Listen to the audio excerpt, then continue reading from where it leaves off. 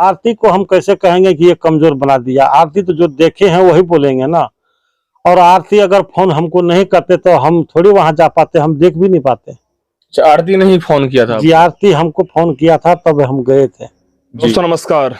Crime की दुनिया का एक खौफनाक तस्वीर रहरिया गांव का देखा, और उसके बाद तो पूरा ये इंडिया फैल गया।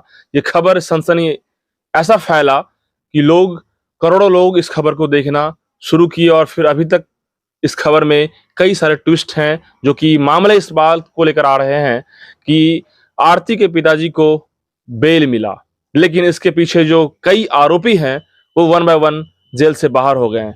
आखिर सदमे में रहने वाले छोटू के पिताजी, उनके घर के तमाम लोग हैं और छोटू के पिताजी हैं। आज हम बात करेंगे कि आखिर न्याय की बात आती है तो कहां तक पहुंच पाई, और आखिर बेल जो मिला है इसके पीछे जो बातें आ रही है क्या कहेंगे, जिस तरीके से मतलब कि आरती के पिताजी को बेल मिला है और संत अपने आप को समझ रहे हैं।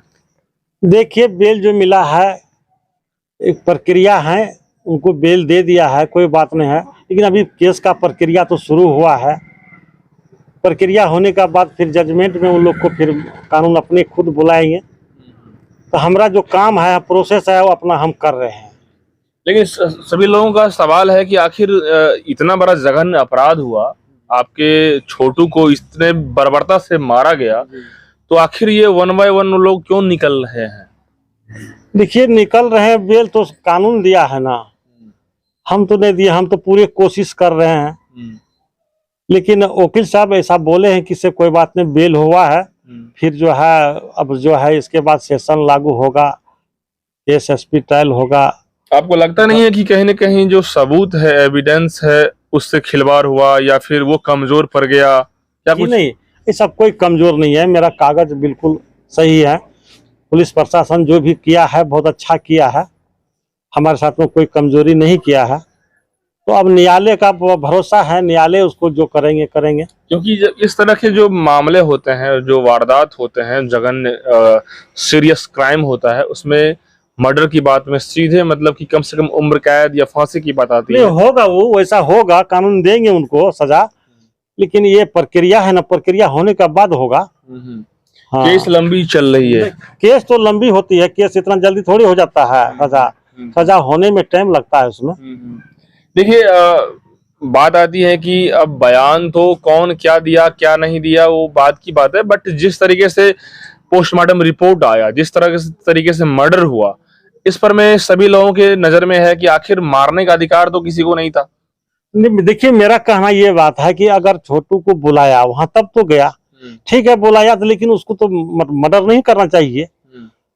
उनका कहना है कि से मतलब हमारे घर में आ गया तो उनको पकड़ के 10 लोगों को बुला करके फैसला हो सकता है, या तो उन्होंने प्रशासन को बुला करके थाने भेज देता वो, क्योंकि उनको मर्डर तो नहीं करना चाहिए।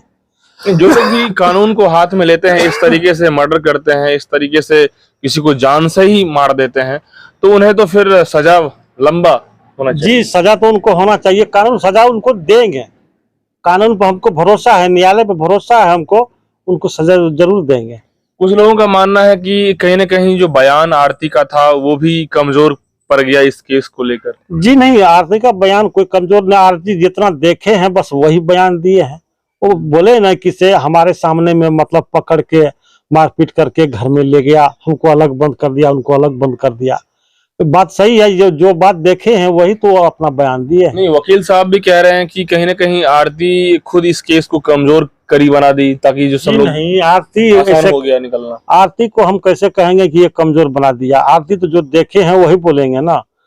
और आरती अगर फोन हमको नहीं करते तो हम थोड़ी वहां जा पाते, हम देख भी नहीं पाते। अच्छा, आरती ने ही फोन किया था? जी, आरती हमको फोन किया था तब हम गए थे। जी हाँ। और जिस तरीके से बर्बरता से मारा गया था वो कहीं ना कहीं रूह कबाने वाला था। जिस तरीका से उनका उसको मारपीट किया है, जैसे हत्या किया है, अगर कोई देखते तो वो भी वहां कांप उठते। बहुत विचित्र ढंग से उनका जो है ना हत्या किया है। रात में 4-5 घंटा सब 9 आदमी मिल करके उनको मारते रह गया, बारी बारी से उनको मारते थे सब। शरीर में जितना भी जोड़ है उनका कोई जोड़ बचा हुआ नहीं था, बिल्कुल सबको तोड़ दिया था। फिर भी जिंदा था, नहीं मारा तब उनको करंट लगाया। मेरे आंखों का सामने का बात है ये, मैं आंखों से अपना आंखों से देखा हूँ। आयरन से भी जलाया? जी, आयरन से भी जलाया उनको, और रड से भी मारे हैं, और बांस के मुगरे से भी उसको सब जोड़ को तोड़े हैं, जैसे पूरा पीट पीट करके उनको तोड़ दिए हैं। अच्छा, आपको लगता है कि इसमें से जो 7-8 लोग सब मिलके मारे हैं, तो क्या जो भी लोग निकल गए हैं 7-8 लोगों में, उन लोगों का मामला क्लियर हो गया क्या? जी नहीं, क्लियर अभी कहाँ हुआ, ये तो जमानत हुआ है। जमानत हुआ है, इसके बाद जितना केस का प्रोसेस है सब होगा। इसके बाद फिर जिस दिन जजमेंट होगा सबको कोर्ट खुद बुलाएंगे। आपको क्या लग रहा है जो इसमें जो मुख्य आरोपी जो हैं उनका सर, क्या इसमें मुख्य आरोपी 9 आदमी है। 9 है, इसमें से कार्रवाई होगी तो 9 की साथ होगी। जी 9 का होगा। यदि उम्र कैद की बात करें, यदि आजीवन कैद की बात करें, 9 को होगा। जी, इसमें 9 आदमी का पूरा मतलब इसमें रोल है। सबका रोल उतने ही है, सब मिलकर के हत्या किया है, कोई एक आदमी हत्या नहीं किया। ये मामला भी रफा दफा नहीं हुआ है? जी नहीं, रफा दफा कैसे होगा? मेरे सामने मेरा बेटा का हत्या किया है, हम उसको उस बात को हम मान लेंगे? कभी नहीं मानेंगे, कितनों पर भी करेंगे, हम नहीं मानेंगे। जी, मामला सलटियाने का भी आता है कि जो आपको, हाँ ये ऐसे कर दीजिए, वैसे मामला सॉल्व हो जाएगा। जी देखिए, ऐसे वो खुद अपने से नहीं आए हैं, लेकिन दूसरे को भेजते हैं, आते हैं, बोलते हैं, लेकिन हम इस पर नहीं मानेंगे। हमारा बेटा को मेरे सामने हत्या किया है, हम कैसे मान लेंगे? मतलब कहीं ना कहीं बेटे की हत्या के सामने कुछ भी मतलब सही नहीं, कुछ नहीं मानेंगे हम। अब आप मेरा दिल हमेशा रोते रहता है, हमसे पानी जो मंगा है हमेशा मेरे कान में गूंजते रहता है, हम कैसे मान लेंगे? बिल्कुल, कहीं ना कहीं जिस तरीके से आपने बताया, और आरती जिस तरह से बताई है कि जिस तरीके से मारा गया बर्बरता से, वो आज भी साल भर बीतने के बाद भी जब चर्चाएं आती है तो कहीं ना कहीं रूह कांपती है। छोटू का माँ जब ये बात सुनते हैं रोने लगता है। अभी जो बात करे तो देखिए कितना रो रहा था वो। कोई भी इस कहानी खोलते हैं तो तुरंत रोने लगता है, आरती भी रोने लगता है। तो कहीं ना कहीं देखा जाए तो अभी भी छोटू मात्र 21 साल का था, उसकी आत्मा और उसकी रूह अभी भी तो भटक रही होगी ना, ऐसे हत्यारे ऐसे लोगों के। देखिए, जो तो जिसका मर्डर किया है तो भटकवे करेंगे ना जी, लेकिन जो गलती किया है तो सजा तो उनको कानून जरूर देगा। और मेरे कहना एक बात और है, वकील साहब जो ऐसा मतलब वीडियो बना करके अथी कर रहे हैं, बहुत गलती कर रहे हैं। वकील साहब का काम है, वो तो पढ़े लिखे विद्वान आदमी है, उनका काम है कि केस का बहस करना, बहस किया बस उतने तक रहना चाहिए। लेकिन वो जो झूठ से झूठ आरोप लगा रहा है, कह रहा है कि से डकैती करने गया, ये गया, क्या वो देखने के लिए आया था क्या?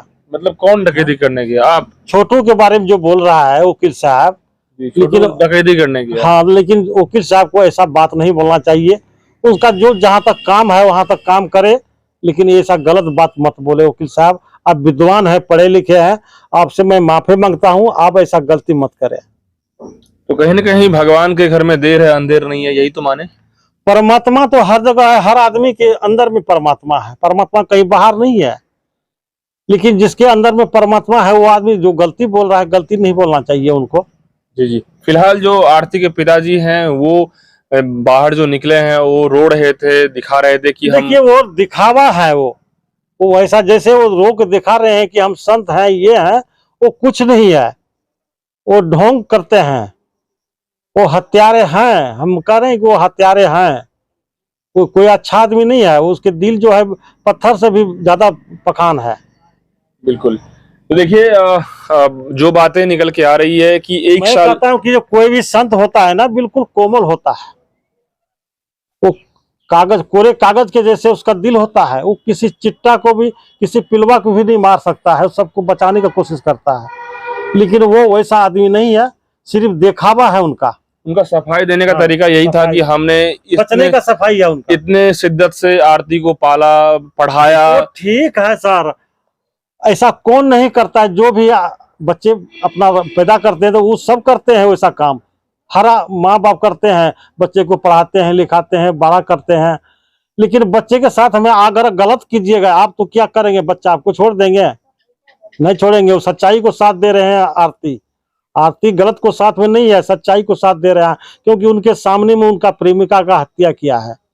वो कैसे उनको माफ कर देंगे? उन्होंने कहा कि दुर्भाग्य है कि मेरी बेटी आज कहीं का नहीं रहने दी। बेटी कहीं का नहीं, बेटी वो क्या है, बेटी को कहीं रहने नहीं दिया है। वो ऐसा आदमी है, आज 4 बेटी को वो उजाड़ा है, दो दामाद उधर फंसा है, इस केस में उसके कारण फंसा है, और एक बेटी ये हुआ। 3 बेटी को उजाड़ दिया है वो धीरेन्द्र यादव। ऐसा वो दुर्भाग्य आदमी है वो।